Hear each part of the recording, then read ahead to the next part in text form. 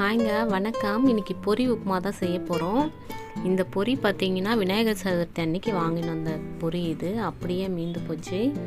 பெரும்பாலும் வீட்டில் அப்படி தான் ஆகும்னு நினைக்கிறேன். இந்த மாதிரி வேஸ்ட் பண்ணாமல் இந்த மாதிரி உப்புமா செய்தோம்னா சீக்கிரமாக காலி பண்ணிவிடுவாங்க பசங்க. அந்தளவுக்கு டேஸ்ட்டாக இருக்கும்.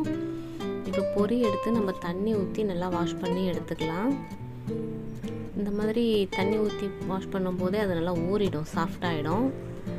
பொரி நல்லா உப்பு இருக்கிற மாதிரி பொரியாக பார்த்து வாங்கிக்கோங்க. இந்த மாதிரி வாஷ் பண்ணி வடிகட்டி எடுத்துக்கலாம். இப்போ எண்ணெய் வச்சு கொஞ்சமாக வேர்க்கடலை சேர்த்து வறுத்து எடுத்துக்கிறேன் தனியாக. இந்த அளவுக்கு வறுத்து எடுத்தாச்சு. இப்போ அதே எண்ணெயில் கடுகு, உளுத்தம்பருப்பு, ஒரு ஸ்பூன் ஜீரகம் சேர்த்து பொரியட்டும். கொஞ்சம் வெங்காயம் பொடியாக கட் பண்ணி சேர்த்துக்கலாம். அது கூடவே உருளைக்கிழங்கும் பொடி பொடியாக கட் பண்ணி சேர்த்துக்கிறேன். நல்ல பொடியாக இருக்கட்டும், அப்போ தான் இது வதங்கும் போதே அது வெந்துடும்.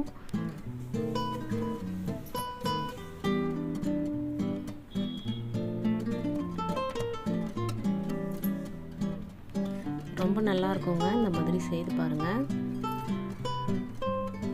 இப்போ நம்ம தோட்டத்தில் இருந்து பச்சை மிளகாய் 2 பறித்து எடுத்துகிட்டு வரலாம். இது நாட்டு பச்சை மிளகாய், நல்ல காரமாக இருக்கும். இப்போ தான் வைக்க ஆரம்பிச்சிருக்கு. பெருசாக இருக்கிறதா பார்த்து 2-3 எடுத்துக்கலாம்.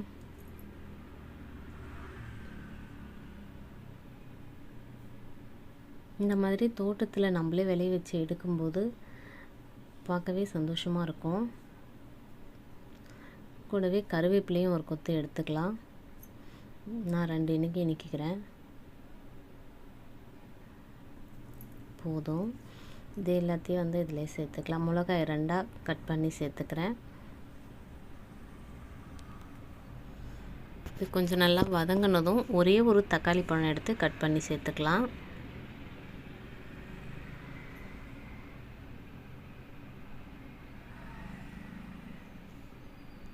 இப்போ இந்த காய்க்கு மட்டும் தேவையான அளவுக்கு உப்பு சேர்த்து வதக்கி விட்டுக்கலாம். பொரியில் ஏற்கனவே உப்பு இருக்குது, அதனால் உப்பு பார்த்து சேர்த்துக்கோங்க. 2 காஞ்ச மிளகாவும் கிள்ளி சேர்த்துக்கிறேன். இதுவும் ரொம்ப நல்லாயிருக்கும் பொரிக்கு காம்பினேஷனாக. காரத்துக்கு இந்த பச்சை மிளகாவும் காஞ்ச மிளகாவும் தான், வேறு எதுவும் மசாலாலாம் நம்ம சேர்க்க போகிறதில்ல.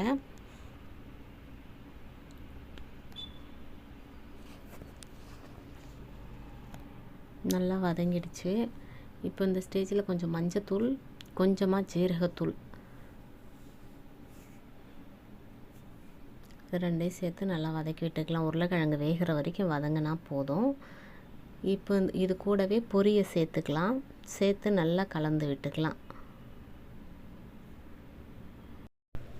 பொரியை ரொம்ப நேரம் தண்ணியில் ஊற வச்சிடாதீங்க. சும்மா அப்படியே கொட்டி தண்ணி விட்டு வாஷ் பண்ணி எடுத்து வடிகட்டி இருந்துச்சுன்னா அதில் போட்டு வச்சுருங்க. ரொம்ப டேஸ்ட்டாக இருக்குங்க. எப்படி இருக்குன்னு செய்துட்டு கமெண்ட்டில் சொல்லுங்கள்.